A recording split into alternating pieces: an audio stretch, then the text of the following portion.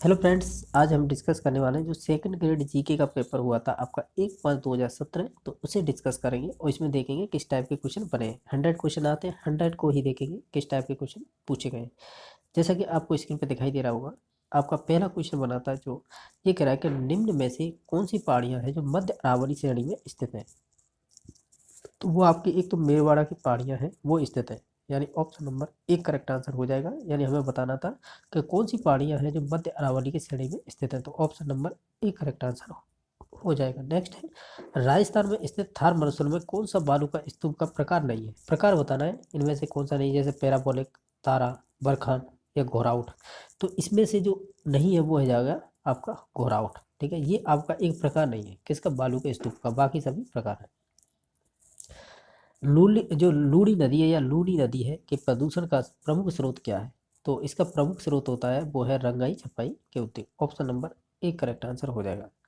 भोराट के पठार है वो जिसके मध्य स्थित है वो है। ठीक है, तो ये आपके स्थित है वो हो जाएगा आपका कुंभलगढ़ एवं गोगुंदा के मध्य में स्थित है भोराट का पठार। ठीक है, तो ऑप्शन नंबर इसका तीन करेक्ट आंसर हो जाएगा। राजस्थान में सर्दी की वर्षा कहलाती है तो वो आपकी मावट कहलाएगी, तो ऑप्शन नंबर हो जाएगा तीन। ये पश्चिमी विक्षोभ के कारण आती है। ठीक है, नेक्स्ट है कि निम्न में से जिस जिले की सीमा गुजरात से स्पर्श नहीं करती है वह है, यानी जिला कौन सा है इनमें से चूज करना है। तो उनमें से ये जिला हो जाएगा प्रतापगढ़, तो ऑप्शन नंबर पहला ही राइट आंसर हो जाएगा। क्वेश्चन नंबर नेक्स्ट है भारत के मरुस्थलीकरण एवं भू अवनयन एटलस इसरो 2007 के अनुसार राजस्थान में मरुस्थलीकरण से प्रभावित क्षेत्र कितना था। तो वो आपका 67% था। ठीक है, तो ऑप्शन नंबर दो करेक्ट आंसर हो जाएगा। राजस्थान और निम्न में से कौन से जिले मुख्यतः बीहड़ प्रभावित हैं, जहाँ पे बीहड़ इलाका है वो बताना है। ठीक है, तो वो हो जाएगा आपका कोटा, सवाई माधोपुर और धौलपुर। ये बताना है कि निम्न में से कौन सा सही नहीं है, यानी जो एक तरफ नदी दे रखी है एक तरफ सहायक है, तो बताना है कौन सा इसमें से सही नहीं है, या युग्म सही नहीं युग्म है बताना है। तो वो हो जाएगा आपका, जैसे काली सिंध है पूर्णिमाज नदी की सहायक नदी है, माही छाप की हो जाएगी, साबरमती वाखड़ की हो जाएगी, लेकिन बनास है वो सागी की सहायक नदी नहीं होगी, तो ऑप्शन नंबर दो करेक्ट आंसर हो जाएगा। आपका क्वेश्चन नंबर 10 है कि एक तरफ नदी दे रखी है और एक तरफ सहायक नदी है, और इनमें से जो सही नहीं है वो ये चूज करना है जो सही नहीं है। जैसे काली सिंध निवाज है तो ये सही है, बनास की सहायक नदी सागी ये नहीं होगी, तो ऑप्शन नंबर दो ही करेक्ट आंसर हो जाएगा, बाकी सभी सही है। नेक्स्ट है कि निम्नलिखित नदियों में से राजस्थान में कौन सी रुंडित सरता कहलाती है। ठीक है, तो वो ऑप्शन नंबर हो जाएगा इसका राइट आंसर बाण गंगा है। ठीक है, तो ऑप्शन नंबर तीन करेक्ट आंसर हो जाएगा। क्वेश्चन नंबर आपका 12वां है कि कथन और एक कारण दे रखा है, इनमें से बताना है कि कौन सा सही ऑप्शन होगा। पहला देखा जाए कथन क्या था कि चंबल नदी राजस्थान की एकमात्र नियतवाही नदी है, और इसका कारण दे रखा है चंबल नदी का जल केवल सिंचाई के उपयोग में लिया जाता है। तो इसका जो राइट आंसर होगा वो हो जाएगा कि कह सकते हैं कथन तो सही है लेकिन कारण गलत है, तो ऑप्शन नंबर तीन करेक्ट आंसर हो जाएगा। नेक्स्ट है निम्न में से राजस्थान में कौन सा क्षेत्र बालू का स्तूप मुक्त है, यानी वहाँ पे नहीं बालू के स्तूप पाए जाते हैं, वो आपको चित्र बताना है इसमें से। ठीक है, तो वो हो जाएगा आपका फलौदी पोखरण। ठीक है, ऑप्शन नंबर चार करेक्ट आंसर हो जाएगा। नेक्स्ट क्वेश्चन नंबर है कि निम्न में से राजस्थान के किस जिले में बांका पट्टी पेटी फैली हुई है। जो बांका पट्टी है वो फैली हुई है वो आपके नागौर में, ऑप्शन नंबर दो करेक्ट आंसर हो जाएगा। नेक्स्ट क्वेश्चन नंबर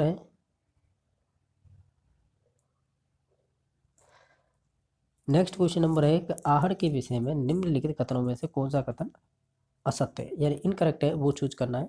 ठीक है, या सत्य नहीं है वो चूज करना है। ठीक है, तो देखते हैं इसमें से।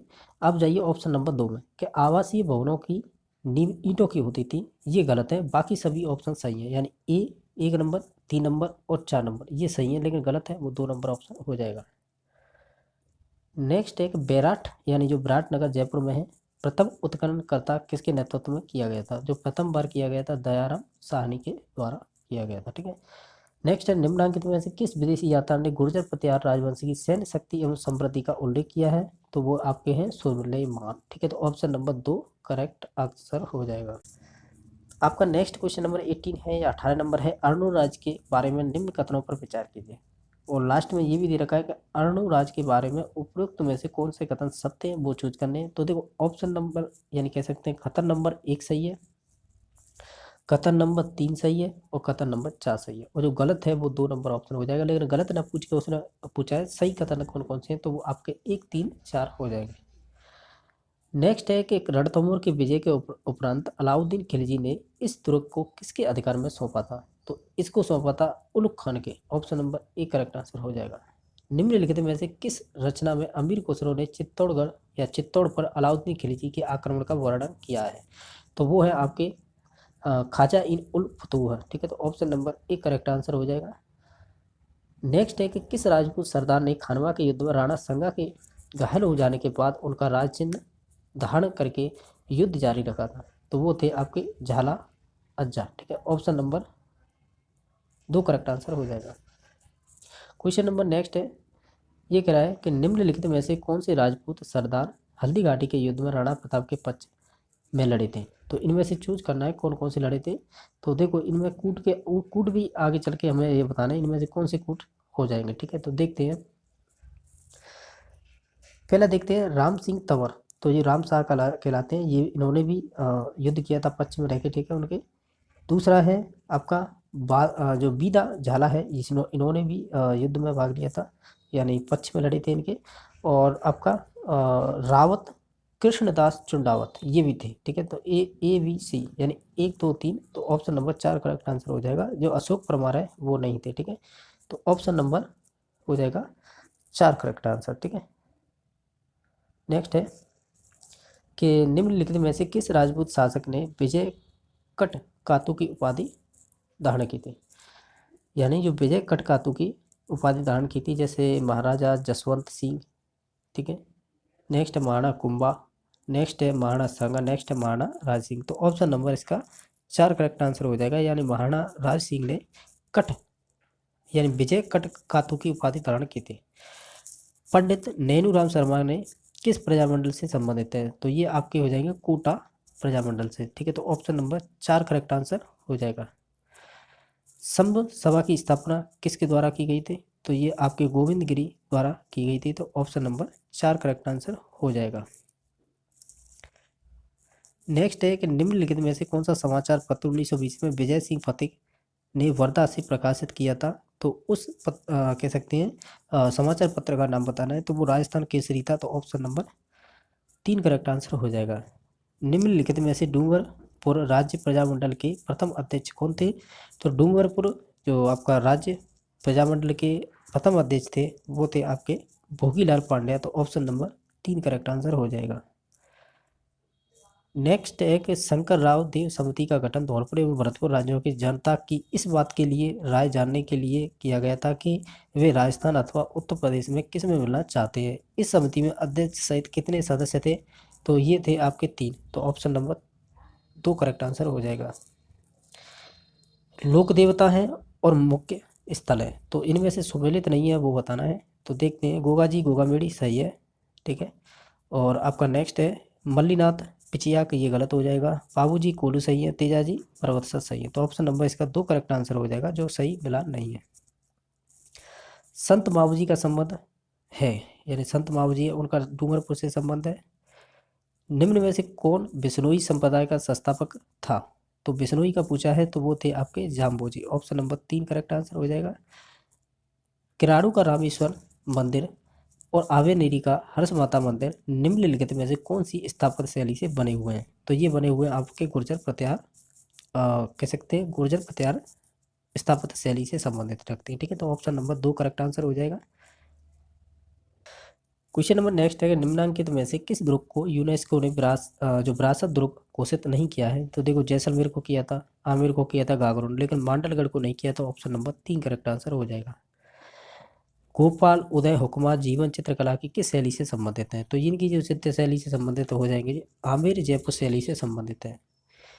राजस्थान का प्रसिद्ध बेणेश्वर मेला किस माह में भरता है? तो ये आपका माघ माह में भरता है। जयपुर में तीज की सवारी किस माह में निकाली जाती है? तो ये आपकी श्रावण कह सकते हैं महीने में निकाली जाती है। लांगुरिया नृत्य होते हैं, तो ये कैला देवी के मंदिर में होते हैं। नेक्स्ट है कि किस राजपूत शासक ने नेह तरंग रचित की थी? तो वो आपने की थी आपके राव बुद्ध सिंह। तो ऑप्शन नंबर 4 करेक्ट आंसर हो जाएगा। दक्षिण राजस्थान की भील जनजाति का निम्नलिखित में से कौन सा नृत्य नाट्य रूप में किया जाता है? तो वो आपका किया जाता है गौरी। तो ऑप्शन नंबर 3 करेक्ट आंसर हो जाएगा।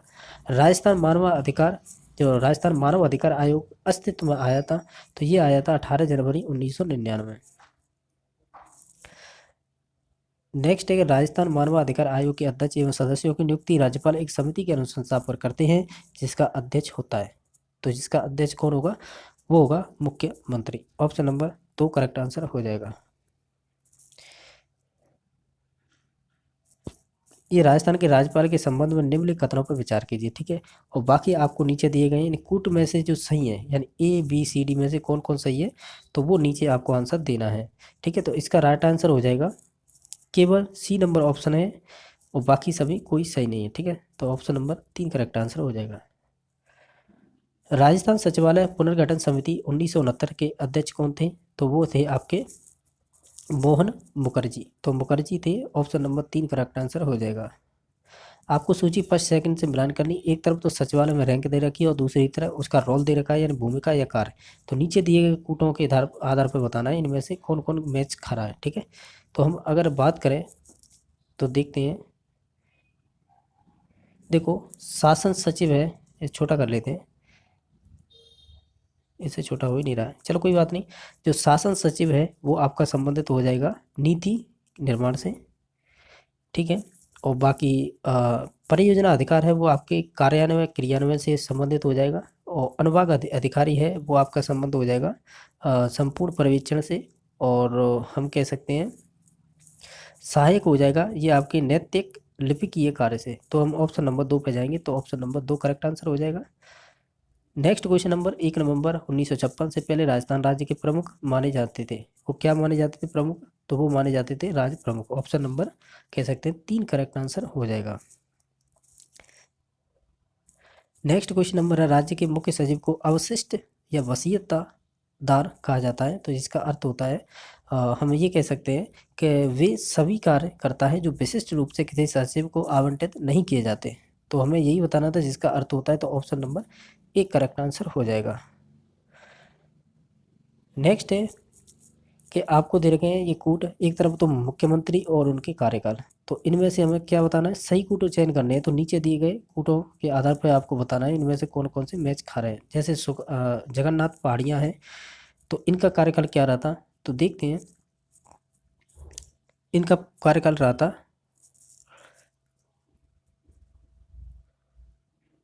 तो इनका कार्यकाल रहा था 1980 से 81, ठीक है। तो ऑप्शन नंबर 3 इसमें भी है, इसमें भी है। फिर है बरकतुल्ला खान, तो इनका देखा जाए तो ये रहे थे 1971 से 73, ठीक है। यानी कह सकते हैं पहले का 3 और दूसरे का 1, पहले का तीसरा दूसरे का पहला, ठीक है। नेक्स्ट तो यही राइट आंसर हो जाएगा। पहले नंबर में ऑप्शन दे रखे 3 1 और किसी ऑप्शन में नहीं दे रखे, तो इसलिए ऑप्शन नंबर 1 करेक्ट आंसर हो जाएगा। नेक्स्ट आपका क्वेश्चन है कि राजस्थान में राज्य प्रशासन के विधिक प्रमुख होते हैं। तो विधिक प्रमुख होंगे वो हो जाते हैं राज्य के राज्यपाल।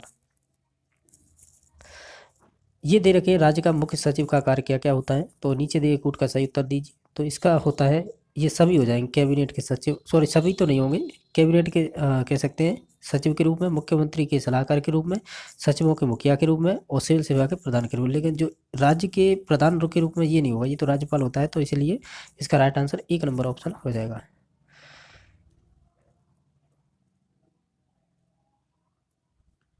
देखो ये करंट से पूछा गया क्वेश्चन है, ठीक है। तो करंट के क्वेश्चन हम ना करें तो ही ठीक है, क्योंकि वो 2016-17 की करंट थी। नेक्स्ट ये क्वेश्चन कर लेते हैं कि भारत शासन अधिनियम 1935 के संबंध में निम्नलिखित में से विचार कीजिए। यानी ये आपको ABCD ये कथन दे रखे हैं, तो इनमें से चूज करना है, ठीक है। तो देखते हैं, और नीचे दिए कथनों को सही जो कथन है वो नीचे कूट में फिल करना है जो ऑप्शन दे रखे हैं उसके अकॉर्डिंग, ठीक है। यानी ये तो हम देखते हैं इनमें से जो सही है वो एक तो B है और एक D है, बाकी सभी गलत है, ठीक है। तो इसका राइट आंसर 2 नंबर ऑप्शन हो जाएगा। क्वेश्चन नंबर नेक्स्ट है कि संविधान के किस अनुच्छेद में गौवध निषेध राजनीति के निदेशक तत्व का एक भाग है। तो ये आपका हो जाएगा कह सकते हैं हम अनुच्छेद 48, यानी ऑप्शन नंबर 2 करेक्ट आंसर हो जाएगा। भारत की विदेश नीति में पड़ोस पहले की नीति किसने प्रारंभ की थी? तो ये की है आपके नरेंद्र मोदी ने। तो ये आपका करंट का क्वेश्चन था, ठीक है। नेक्स्ट है कि संविधान की 11वीं अनुसूची में पंचायत से संबंधित है, तो ये बताना है कौन सा मद सम्मिलित है इसमें, पंचायत समिति से संबंधित हो, ठीक है। तो वो आपके 29 मद है, वो आपकी पंचायत से संबंधित है। नेक्स्ट है, निम्न में से किस योजना का उद्देश्य लंबित राजस्व अदालती मामलों में निपटारा करता है? तो वो हो जाएगा आपका न्यायिक आपकी द्वार। तो ये आपका 3 नंबर ऑप्शन सही हो जाएगा। क्वेश्चन नंबर आपका 67 नंबर है। इससे पहले करंट के क्वेश्चन थे वो हमने छोड़ दिए। ऑपरेशन फ्लड का संबंध किससे है? जैसे हरित क्रांति, श्वेत क्रांति, नीली क्रांति या पीली क्रांति है, तो इसका संबंध हो जाएगा वो आपके श्वेत क्रांति से संबंध हो जाएगा। नेक्स्ट है, केंद्रीय ऊन विकास बोर्ड स्थित है, ये आपके है जोधपुर में। कहाँ पर है? जोधपुर में ये स्थापित है बोर्ड, ठीक है। नेक्स्ट है,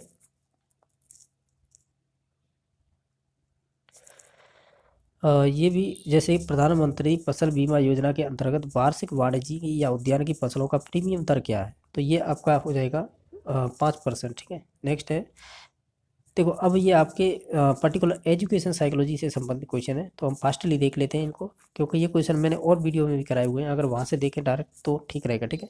जैसे 12 वर्षीय विद्यार्थी सोने की बुद्धि लब्धि 75 है, तो उसकी मानसिक आयु कितनी हो जाएगी? तो बुद्धि लब्धि 75 दे रखी है, मानसिक आयु x मान लेते हैं, बाकी शारीरिक आयु 12 है, मल्टीप्लाई 100 से करेंगे तो ये काट पीट के आपकी x बराबर जो हमने मानी थी मानसिक आयु वो 9 वर्ष आएगी। कैसे आएगी? बराबर में है तो ये 25, ये 3 बार कट जाएगी, ये 4 बार, ये 4 से 3 बार और क्रॉस मल्टीप्लाई करके ये x बराबर 9 आ जाएगा। जो मानसिक आयु हमने x मानी थी, तो इसका राइट आंसर 2 नंबर। बुद्धि परीक्षण का जन्मदाता अल्फ्रेड बिने। नेक्स्ट, सीखना विकास की प्रक्रिया है, यह कथन किसके द्वारा कहा गया है? तो ये सिंपल है, ये वुडवर्थ के द्वारा कहा गया है। किसके द्वारा? वुडवर्थ। एसआर का संबंध किससे नहीं है? तो एसआर का संबंध किससे नहीं है? तो देखो थॉर्नडाइक में एसआर होता है, स्किनर में आरएस होता है, पावलर के में आरएस होता है, वो सॉरी एसआर होता है, ठीक है। ब्रूनर है वो इनसे संबंधित नहीं है, वो तो निर्वैत्यवाद से संबंधित है, बच्चा खुद ज्ञान का निर्माण करे। कौन सा अभिप्रेरणा का घटक नहीं है? तो रटंत स्मृति नहीं होगा, बाकी सभी होते हैं। कौन सा व्यक्तित्व विभिन्नताओं का कारण नहीं है? यानी तो देखते हैं इसमें, देखो वंशानुक्रम, वातावरण, परिपक्वता ये सभी होती है, लेकिन निर्देशन यानी इंट्रैक्शन नहीं होगा, तो ऑप्शन नंबर 4 करेक्ट आंसर होगा, ठीक है। नेक्स्ट है, अल्बर्ट बांडुरा के दिए गए सिद्धांत फिल इन द ब्लैंक से नाम से भी जाना जाता है, यानी उसका दूसरा नाम क्या है? तो ऑब्जर्वेशन लर्निंग थ्योरी बोल सकते हैं, यानी अवलोकनात्मक अधिगम सिद्धांत। ऑप्शन नंबर 2 करेक्ट आंसर हो जाएगा। शिक्षा मनोविज्ञान, मनोविज्ञान की वह शाखा है जो शिक्षण व सीखने से संबंधित यह कथन दिया गया था, तो ये आपका हो जाएगा राइट आंसर स्किनर, ठीक है। नेक्स्ट है कि मनोविज्ञान की निम्न शाखाओं में से अनुप्रयुक्त जिसे अप्लाइड बोलते हैं मनोविज्ञान कौन सा है? तो वो आपका एजुकेशन साइकोलॉजी है, यानी मनोविज्ञान। पहली मनोवैज्ञानिक प्रयोगशाला की स्थापना किसके द्वारा? तो William Wundt, option number 4। Torrens के सृजनात्मक परीक्षण द्वारा किस तत्व का मापन नहीं होता है? तो हम कहेंगे तार्किकता का नहीं होगा, बाकी सभी का होता है। नेक्स्ट है, स्पेंसर के द्वारा दिया गया व्यक्तित्व का वर्गीकरण नहीं है, तो वो सुडोल का हो जाएगा, बाकी सभी उन्होंने प्रकार बताए थे। प्रासंगिक अंतर्बोध परीक्षण जिसे टीएटी बोलते हैं किसके द्वारा दिया गया था? हाँ, मॉर्गन एवं मुर्रे, तो ऑप्शन नंबर 2 करेक्ट आंसर हो जाएगा। अच्छे समायोजन की विशेषता है वो आपकी सहनशीलता हो जाएगी। टर्मन के अनुसार अतिकृष्ट बुद्धि लब्धि वाली रखते हैं, यानी बुद्धि लब्धि होती है उनकी, तो उनका बताना है ये किस बुद्धि लब्धि वाले के अंदर आएंगे। तो देखते हैं वेरी सुपीरियर, तो वेरी सुपीरियर होते हैं 130 से 39 तक, और ये ऑप्शन किसी में दे नहीं रखा है, तो इसलिए ये क्वेश्चन किया गया था डिलीट, ठीक है। नेक्स्ट देख लेते हैं, टर्मन की सारणी के अकॉर्डिंग ही पूछा है, ठीक है। नेक्स्ट है, ब्रिजेस के अनुसार उत्तेजना का भाग है, तो वो आपका एक संवेगात्मक विकास हो जाएगा। बुद्धि का 2 फैक्टर थ्योरी किससे संबंधित है? वो आपके स्पीयरमैन से। नेक्स्ट है कि जो अभिवृत्ति यानी जो एटीट्यूड मापने की विधि नहीं है, तो वो आपकी इमोशनल कॉम्पिटेंस स्केल हो जाएगा, तो ऑप्शन नंबर 4 करेक्ट है। नेक्स्ट है, रुचि का पहलू नहीं है, यानी इंटरेस्ट का जो पहलू नहीं है वो हो जाएगा जानना होता है, अनुभव करना इच्छा होता है, लेकिन गति करना नहीं होगा, तो ऑप्शन नंबर 4 करेक्ट आंसर हो जाएगा।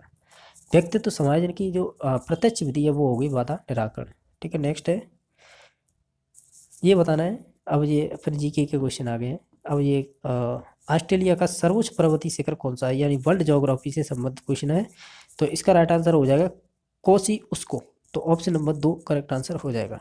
पृथ्वी दिवस कब मनाया जाता है? तो 22 अप्रैल को पृथ्वी दिवस मनाया जाता है। नेक्स्ट है कि दक्षिण पश्चिम से चलने वाली स्थानीय पवनें कौन सी होती हैं? तो दक्षिण पश्चिम से चलने वाली, ठीक है, तो वो आपकी होगी उत्तरी गोलार्ध में पछुआ पवन है, ठीक है। तो option number 3 correct answer. Malacca जल डमरू, मलक्का जल डमरू मध्य अलग करता है, किन को अलग अलग करता है? तो वो करता है आपको मलेशिया और सुमात्रा। ऑप्शन नंबर 4 सही हो जाएगा। नदी है और ये सहायक नदी है, और जो सुमेलित नहीं है वो चूज करना है। तो ये तो सही है। अमेजन मडेरा ये भी सही है। मरे डार्लिंग ये भी। तो हंग है जो मिन है ये संबंधित नहीं है, यानी सहायक नहीं है, ठीक है। नेक्स्ट है कि भारत का जो अक्षांश है वो देशांतरी विस्तार कितना है? किसका? भारत का। तो इसका है ऑप्शन नंबर 2 करेक्ट आंसर हो जाएगा। 8 डिग्री 4 मिनट उत्तर और 37 डिग्री 6 मिनट उत्तर व 68 डिग्री 7 मिनट पूर्व और 97 डिग्री 25 मिनट पूर्व। तो ऑप्शन नंबर 2 करेक्ट आंसर हो जाएगा। ये कह रहा है कि प्रायद्वीपीय भारत की सर्वोच्च पर्वतीय चोटी कौन सी है? तो वो आपकी हो जाएगी अनाई की मोटी। ऑप्शन नंबर पहला ही करेक्ट आंसर हो जाएगा। नेक्स्ट है उत्तर पूर्वी शीत मानसूनी पवनें किस तट के सहारे वर्षा करती हैं? तो वो आपकी करती हैं कोरोमंडल तट। Option number 4। डियागो गार्सिया द्वीप जहाँ पर स्थित है वह कौन सा है? तो वो आपका हो जाएगा हिंद महासागर। नेक्स्ट है गंगा की सहायक नदी नहीं है, तो जो गोमती, मानस, घाघरा और सोन, तो सहायक नदी नहीं होगी, वो होगी मानस। तो ऑप्शन नंबर 2 करेक्ट आंसर हो जाएगा। चूलिया जलप्रपात किस नदी पर स्थित है? तो ये आपके चंबल पर स्थित है। तो ऑप्शन नंबर 1 करेक्ट आंसर हो जाएगा। इस प्रकार हमने 100 क्वेश्चन किए हैं जो पूछे जाते हैं। अगर किसी क्वेश्चन लेके डाउट है तो कमेंट करके बता सकते हो, ठीक है।